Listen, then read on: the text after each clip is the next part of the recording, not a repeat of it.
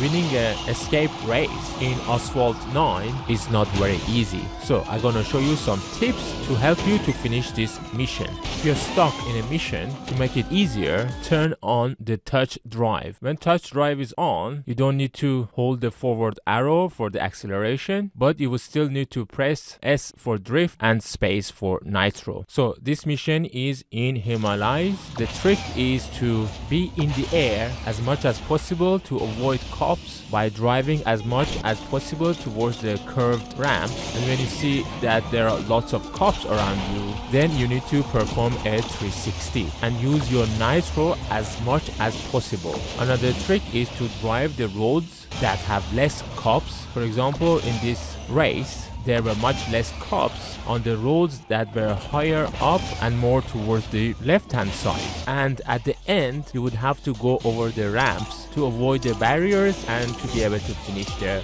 race. So perform 360, use nitro as much as possible and be in the air as long as you can, and then you should be able to finish this race. If you know more tips that I didn't mention, let me know in the comments. All the best.